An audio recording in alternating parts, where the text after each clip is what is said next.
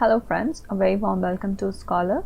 My name is Akshaya and I take your medieval history course here. This is the lesson 7th of this series, and in this lesson we are going to cover the Chola Dynasty, who were ruling the South India from roughly 750 AD to around 1200 AD almost.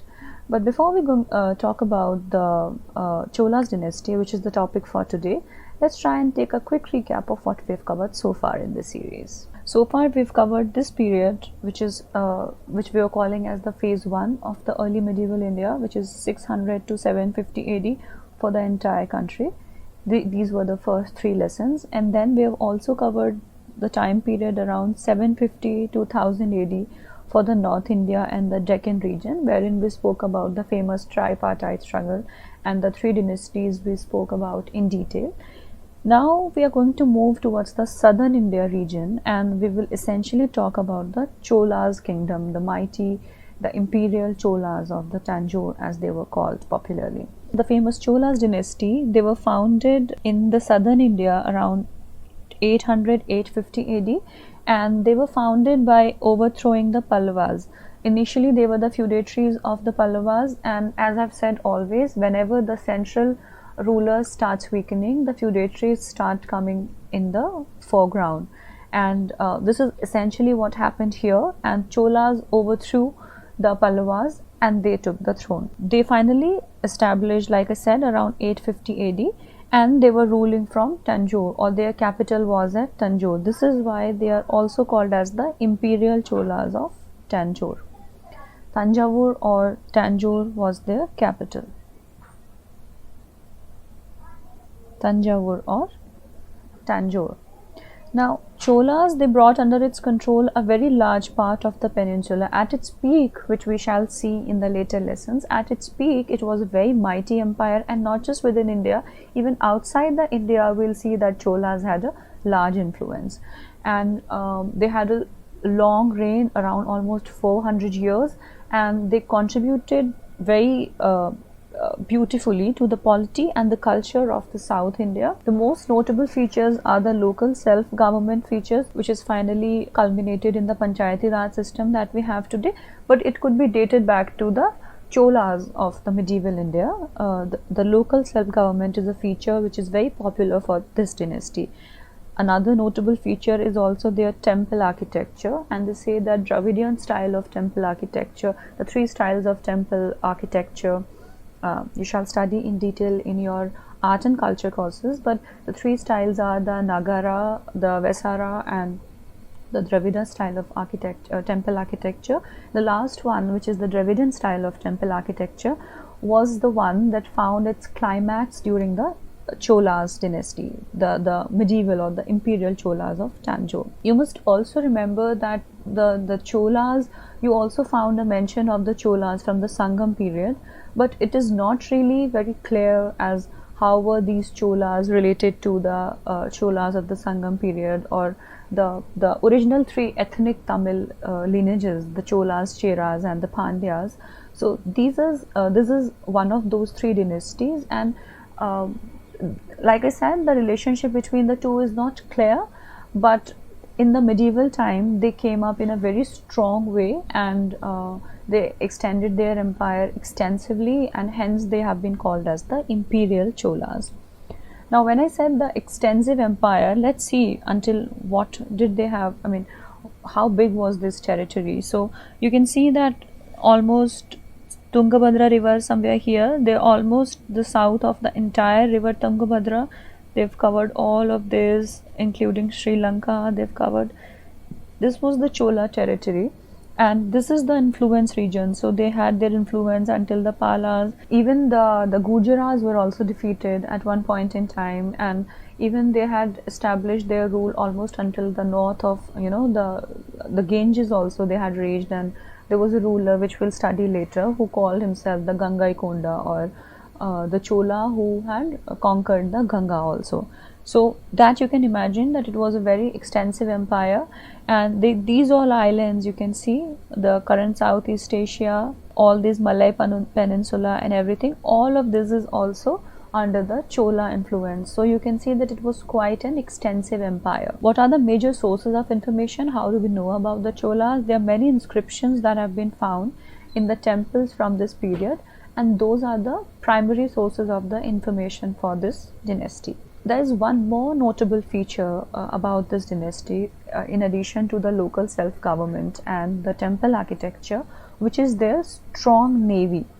The navy of the Cholas is another very popular feature of this dynasty, and it is said that they had such a strong navy that, riding on the strength of this navy, they were able to conquer the entire Sri Lanka, Maldives, and even Malay, Java, and Sumatra. I showed you in this map till how far they had their influence.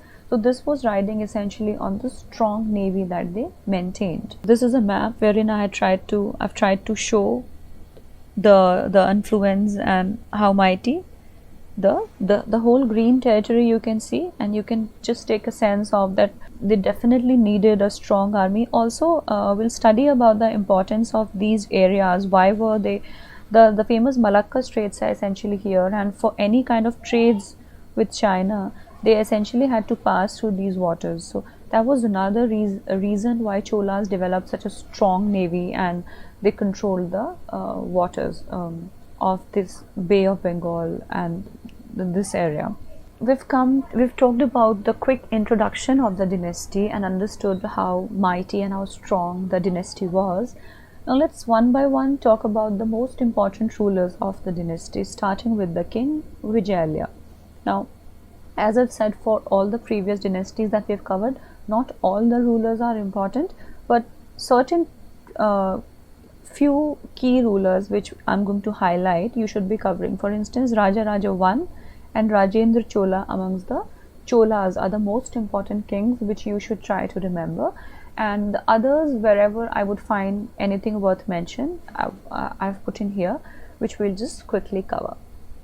So the first one is the king Vijayalaya, or the Vijayalaya Chola, who was the founder of the empire. So it's usually good that you know the founder. So who was the founder of the Chola Empire? Vijayalaya, who founded it around 850 AD. He was the feudatory of the Pallavas, and he captured Tanjore after defeating the Pallavas, or after overthrowing his, you can say, the Pallava lord. He established his power in the area around Erayur, this place. This is essentially where he started off, and he established the initial days, he established his power, and slowly, this is in Tamil Nadu, and slowly he extended it along the lower Kaveri. So you can see this is the beginning of the phase of this grand phase of the Cholas.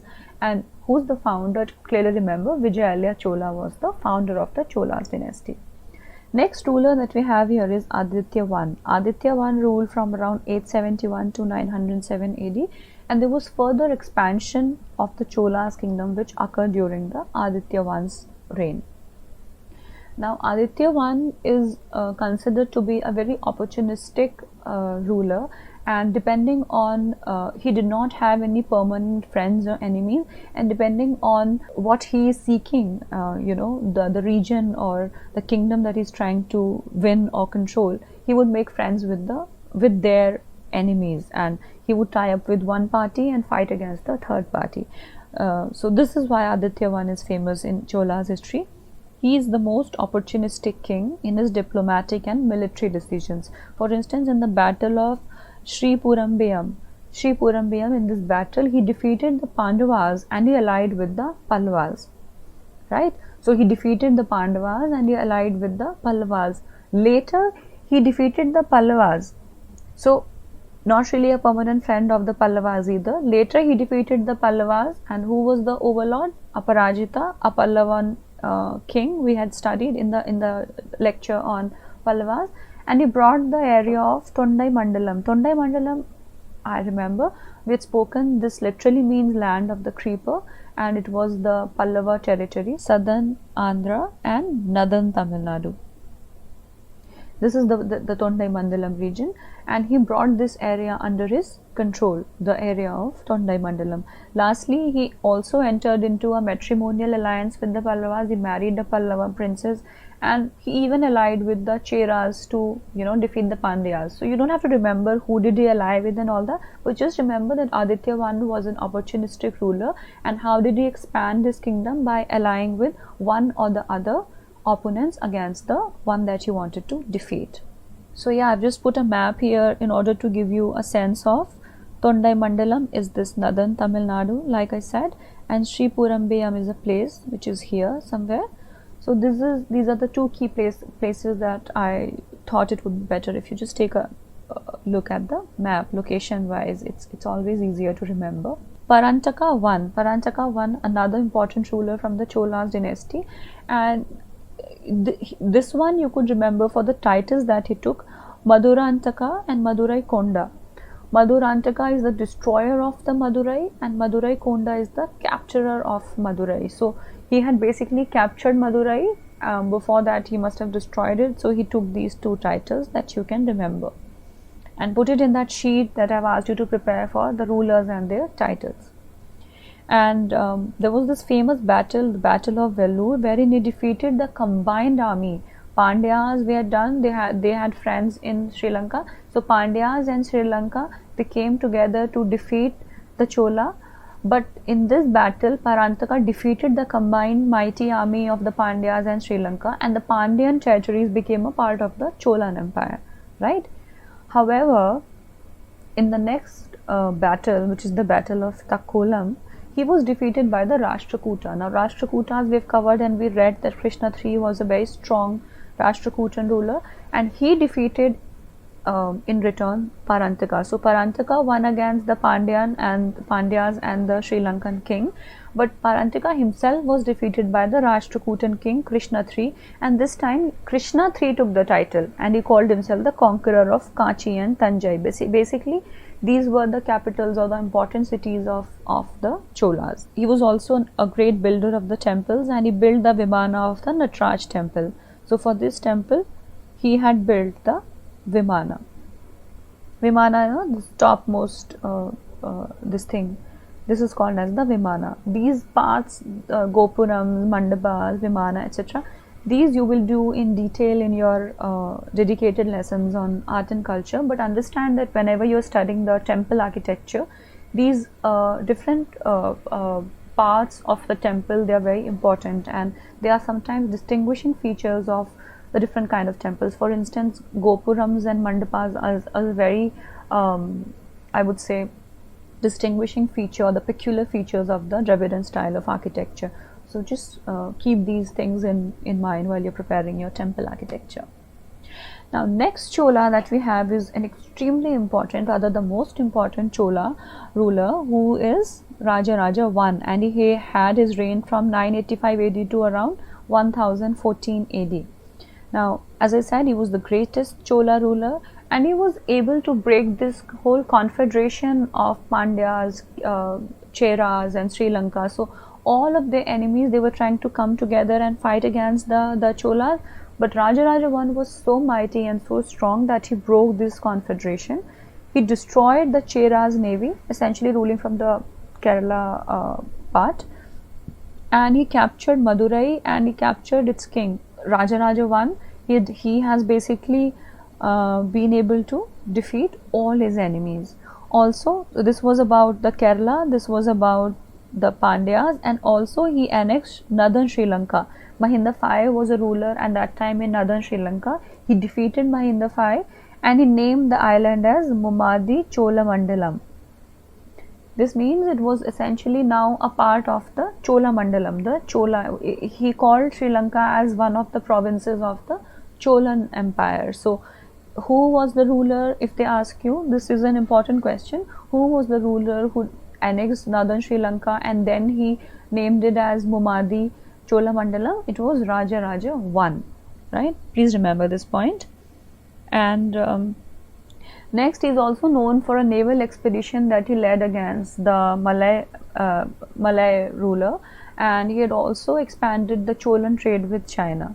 So you can see he was also further expanding the kingdom, almost had a reign around 30 years, and he further expanded the kingdom, defeated conquered the Malay Peninsula also, and even conquered the Maldives Islands. So I've said earlier, all these islands, etc., they are able to conquer because they had a really strong navy. Also, he overran the Vengi. Now, Vengi, we have read, there was a strategic territory between Godavari and Krishna, and it was a very fertile land. Even Chalukyas and Pandyas were fighting for Vengi for a very long period of time. Similarly, Rajaraja I, he also went and fought for it, and he won it. He conquered Vengi, although later he married a princess of Vengi and then he returned the territory to the original rulers. But he also conquered this important strategic territory of Vengi. Now, because he was such a great and a mighty ruler, so he took certain titles. For instance, Jayakonda and Siva Pardeshkara. Now, these titles you should please remember, especially for the most important rulers like Rajaraja and who was called as Madurai Konda. Also, you should remember. Now, he was a follower of Shaivism. Usually, you see the whole Cholas dynasty; they were the follower of the Shaivism. And Rajaraja was also a follower of the Shaivism. He had also constructed this famous temple. This temple that you see here, Brihadeshwara, the most famous temple from this dynasty, the Brihadeshwara temple, which is dedicated to Lord Shiva, and it is situated at Tanjore or Tanjavur. This was built by Rajaraja I.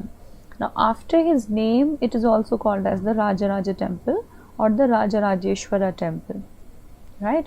And this was completed around 1000. You don't have to remember all these years, but just remember Rajarajeshwara or Rajaraja or Brihadeshwara. It's the same temple dedicated to Lord Shiva, situated in Tanjore and built by the Chola Rajaraja I. Now, Rajaraja I is also known for another thing, which is that he developed a very efficient revenue collection system wherein he would measure the land, and then accordingly there was a survey done, there was an assessment done, and then accordingly he would ask for the tax from the territory. So this was the efficient, excellent revenue system that he had developed, and he was also given this title Ulaka Lanada Perumal. This is a Tamil word which is essentially means someone who measured the earth. Ulaka, you can remember it as, just break it in two parts, Ulaka, Lanada, Perumal. Perumal is the ruler, so the ruler who measured the earth, who had measured the earth. This is also a way of referring this Chola king to God Vishnu. Vishnu had also measured the earth in one of his incarnations or avatars. Which is that avatar? Vaman avatar, wherein he measures. There's this story of Vaman avatar of Lord Vishnu and King Bali. So essentially, they are also trying to refer to the Chola king Rajaraja as the Vishnu, and also literally it means the feat that he did, which is measuring the land for the revenue collection. Now, this is an important map that I have put in here, wherein I have just showed the different territories and the empire under. So you can see here it conquered Vengi, Tanjore, Sri Lanka, Madurai, Maldives. So you can see Rajaraja I, he had extended it to all of these territories are under the direct control of Rajaraja Chola. And this bronze statue that you see of Rajaraja Chola, this is another thing that Chola's dynasty is famous for their metal sculptures. So this picture of that bronze statue also I have put here. Next Chola that we're going to talk about is Rajendra I. Rajendra I, again a very important Chola, that out of the two most important Cholas. Next is Rajaraja I. Now he carried forward the expansionist, which is to further expand the kingdom of his father. Basically, Rajendra I is Rajaraja's son, and he is further carrying forward the expansionist policy of his father, and he almost won until the North India, wherein he won the title of Gangai Kondam, the one who has won over the river Ganga, and Kadaram Kondan and Pandita Chola. These titles you should remember. Which Chola are they associated to? Rajendra I. We shall look at one by one what do these titles mean, but just remember that these different titles were earned by Rajendra I. What were the titles for Rajaraja I? Let's look. What were the titles for Rajaraja I? Jayakonda and Shiva Pardeshakara. Who was called as Madurai Konda? It was Parantaka. Madurai Konda, Parantaka, Jayakonda and Shiva Pardeshakara, Rajaraja I. which is here. Please make a different sheet for the titles of the rulers, as I keep saying. And lastly, and also he's given a title, he's also given a title for measuring the land. Ulakalanada Perumal, someone, the one who measures the earth. Lastly, Rajendra's title, Gangaikonda, Kadaramkonda and Pandita Chola. Now, these titles we'll see later, but let's talk about his military conquest. How great was Rajendra Chola in terms of the military conquest? So he had also completed the conquest over Sri Lanka, and he defeated the king Mahinda V, and he established such a firm grasp. So let's say Rajaraja I went and he defeated, then Sri Lanka Empire or the Sri Lankan king would try to reassert his authority. This time Rajendra I went back again, and he established such a firm authority that for the next 50 years, until he completed this conquest, Cholas ruled the Sri Lanka for the next 50 years. So you can see that he subdued the Sri Lankan king completely, and this is similar to something what his father also did. He also completely overran the Pandyas and the Cheras, so no more a threat. They were also made a part of the Cholan territory. And he also led an expedition to North India. This is a very famous expedition that he led to North India, and this is what won him the title of Gangaikonda Chola. So he defeated the Pala ruler Mahipala, and he also defeated the Western Chalukyas.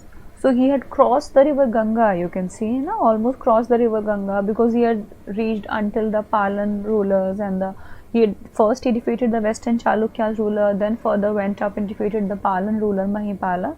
Who was Palas? They were ruling from Bengal, Bihar region, the eastern India. So you can see that he's almost reached until the river Ganga. So he is called as the Chola who conquered the Ganges, the Cholan conqueror of Ganges. This is essentially what this title Gangaikonda Chola means. And he also set up a city, Gangaikonda Cholapuram, after this title, which is to essentially, in the memory of this feat that he had achieved, he also set up this city, Gangaikonda Cholapuram. But this city is in Tamil Nadu, not that he set up a city in the North India. Then after this famous naval expedition, and try to remember this expedition by Samudragupta, the famous Gupta king Samudragupta. He had also done a similar expedition to south, and Rajendra did to north. So Rajendra was a South Indian king, he did an expedition to north. Samudragupta was a North Indian king, he did an expedition to south. So you can just remember, and both of them had taken the same route. So just remember, this is how you can try to remember these things, and it will be easier for you to remember so many facts in history if you relate with certain events. I've also put in Samudragupta's name here, so that it's easier for you to remember if you relate the two events, right? Now, coming back to the next famous expedition by Rajendra Chola, he had conducted another successful naval expedition to Sri Vijaya Empire. Now, Sri Vijaya Empire, we've spoken earlier, they were ruling over which areas? Malay, Sumatra, Java, basically the current Malaysia, Indonesia countries, those regions, they were ruled by the Sri Vijaya Empire. So those also were won over by the Rajendra Chola. And the Shailendra dynasty, there was this Shailendra empire which was there after that. Even they actually had really cordial relations with the Cholas in the past, but then why did Rajendra why did Rajendra go and try to conquer this territory? Because ultimately there were some obstacles. I spoke earlier, right? Just show you from a map. So they were trying to go, the Cholas are here, and the traders are trying to go and do trade with China, but there were some obstacles that they were facing. So this is why Cholas had to come and they had to conquer this region, so that trading is not an issue, and the traders were able to conduct the trade smoothly. So this is why, to make sure that those obstacles in sea routes to the Indian traders are not there, while in trading with China, the Cholas went and they fought with the Sailendra dynasty under Rajendra Chola. After this expedition of the Sri Vijay Empire, he took the title of Kadaram Konda. Basically, they refer to this territory, Java, Sumatra and Malay Peninsula. This was also won by the Rajendra Chola, so he took the title of Konda. Konda is basically conquered. So they conquer Ganga, Gangai Konda, Madurai Konda, right? We also discussed somebody was called as Vatapi Konda. Please try to recall and check in your titles who was called as Vatapi Konda. So this is about this title Kadaram Konda. Now you see the navy of the Rajendra Chola or the Cholas in general was so mighty that this Bay of Bengal region, from where they primarily conducted all of the expeditions and from where they started off, this region or this Bay of Bengal was called as Chola Lake, right?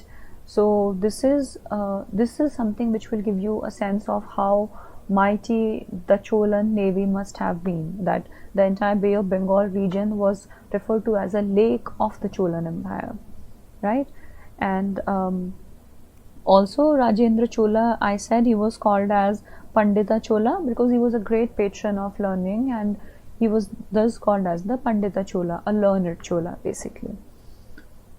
Also, like the other Cholas, and I said that Cholas were followers of Shaivism, so he was also a very devoted Shaiva follower, and he built temples for Shiva at Gangaikonda Cholapuram, the city which he built in the remembrance of his feat, wherein he went and he won the treasury until the Ganges. And although he was a dedicated and an ardent Shaivite, but he was also tolerant of the other sects like Vaishnavism, Buddhism, etc. So he wasn't intolerant towards the other religions. Now we've come to Rajadhiraja Chola, who's the next after Rajendra Chola, and he's one of the last few notable kings of this dynasty, and he was also a great warrior, and he was given the title Jayam Konda Chola, the victorious Chola king. Rajadhiraja is called as Jayam Konda Chola. He had also defeated Pandyas, Cheras and the Sri Lankan ruler. So you can understand that for a very large amount of time, a long period of time, this whole territory, basically the South India completely, and this whole Sri Lanka and Southeast Asia, a lot of that region was under the Cholas dynasty. And Rajadhiraj also sacked and plundered Chalukyan cities as Kalyani and Jayastambh. Basically, Jayastambh is a victory pillar which he erected at Yadgir, another important city of the Chalukyas, in memory of his victory against the Chalukyas. Right? So this you can remember. Rajadhiraj Jayam Konda Chola defeated all the southern important southern dynasties, Pandyas, Cheras and Sri Lanka, and he defeated the Chalukyas, sacked their capital at Kalyani, erected a victory pillar or a Jayastambha at Yadgir, which is an important city of the Chalukyas, and he was called as the Vijay Rajendra Chola, the victorious Rajendra Chola. So this also you can remember, Rajadhiraj was called as the Vijay Rajendra Chola. Now Rajadhiraj, Cholas, before talking about the death of Rajadhiraj, please remember that I spoke about the sacking of the capital of Chalukyas, etc. Now this is one thing which was peculiar to the Cholas, that wherever they would go and they would win a certain area, they would had a very harsh attitude towards the king and the general population. So this is considered kind of a blot, something which has earned them a bad name in their history. And there are two instances. For instance, in the Anuradhapura, which was the ancient capital of Sri Lanka, they had completely sacked the city and they had burnt it down to ashes. Similarly, with the Madurai also, their behavior was not very ruly of how it should have been. So this is one thing which is called as a blot in the fair name of the Cholan history. Lastly, Rajadhiraj, how did he die? He died in the battlefield while he was fighting in the battle of Koppam. He was fighting Someshwar. The name is not important. He was fighting a western. He was just fighting, you can remember, in the battle of Koppam against the Chalukyas, and he died in the battlefield. This is why he is called as Yanai Tunjina Devar. Somebody who died, the king who died on the back of an elephant. So in the battlefield, he was on an elephant, and this is how he died. So this is an important, interesting fact sorts that you can remember. This title, how did he earn this title, right?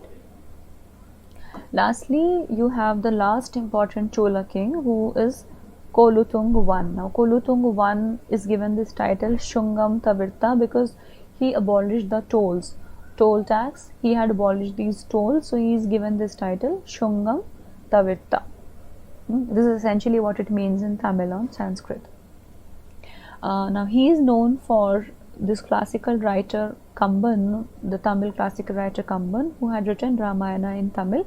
He was at his court, and it was under his empire, under his time, that the Cholan Empire finally it started disintegrating, it started weakening, and the territory size had also reduced to what it used to be at its peak. So you can see the decline of Cholas had set in during the reign of Kolutung I. During the course of the whole discussion, I have again and again talked about the Western Chalukyas, or the later Western Chalukyas, basically, because Western Chalukyas was a dynasty which ruled from Badami, and they were much ahead of the Cholan time. But later, I think in the lecture on the Chalukyas, we spoke of the three branches of Chalukyas, and the last branch was the later Western Chalukyas of Kalyani. This is the Chalukyas of Kalyani, who were at constant war with the Cholas, right? So this was a famous conflict of the time, Cholas and later Western Chalukyas of Kalyani, and these had actually succeeded the Rashtrakutas, and their capital, because it was at Kalyani, they were called as later Western Chalukyas of Kalyani. And why were they fighting? They were fighting for three major things. They were fighting for this strategic fertile region of Vengi between Godavari Krishna.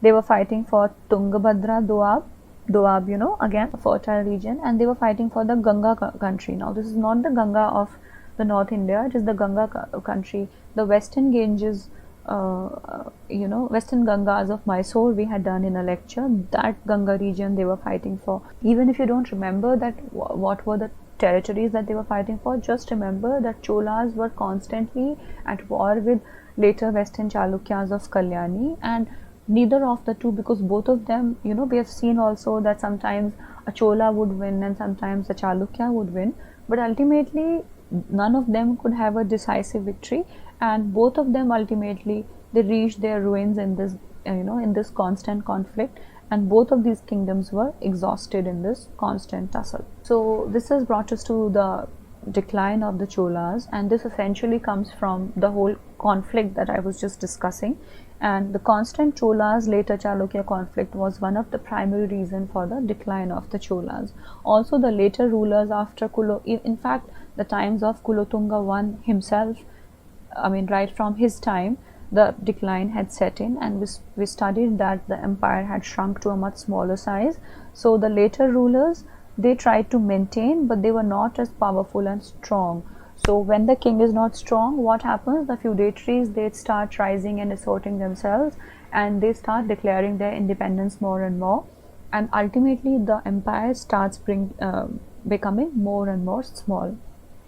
And finally, during the early part of the 13th century, the Cholan Empire had almost had almost reached its end, and Rajendra III was the last Cholan ruler who ruled. And after the Cholas, which were the dynasties who came up, there came up the Pandyas and the Hoysalas in the south, right? So essentially they were taken, their place was taken up by the Pandyas and the Hoysalas. And also these empires we'll study, Hoysalas again we'll study in the later lectures, but just remember who replaced the Cholas, Pandyas and the Hoysalas. And the other party in this conflict, the Chalukyas, they were also came to an end around the same time, and they were replaced by the Yadavas and the Kakatiyas. I can understand so many names, very overwhelming. You do not have to remember all of them, but just to give you a sense of how the political history of the time was, you just remember that, just what you need to remember is that Cholas and the later Chalukyas of Kalyani were constantly fighting, and both of those dynasties were ultimately extinguished because of this constant struggle. None of the two could claim a decisive victory, and then they were replaced by new dynasties, right? So they were replaced by the Cholas, were replaced by the Pandyas and the Hoysalas, and Chalukyas were replaced by the different dynasty, Yadavas and the Kakatiyas. So ultimately Cholas had also finally come to a complete decline by the early part of the 13th century. So we've covered the political history of Cholas in detail. We have specifically understood the different rulers of that time. Now another important part of every dynasty, that the fashion in which we have been covering so far, is the socio-political or the politico-social and cultural elements of the dynasty. But it was already quite a long lesson, so I thought I'll keep it for another lesson, and that is essentially what we shall be covering in the next lesson, which is the politico-social account of the Cholas, which is your lesson 8. And by the end of this chapter, we have covered your phase 2, 750 to 1200. South India region we have covered completely. For North India, we have covered North and Deccan, we have covered 750 to 1000 AD. Just remember, these numbers again are not as important for you to remember, but just to give you a sense of how things were moving. Just remember that for until 1200 AD we have covered now, and it was ruled by Cholas. Next lesson, as I said, we'll look at the politico-social account of the Cholas. So this is all we have for today, and for more such videos, please log on to Skholar.com. Thank you so much for watching.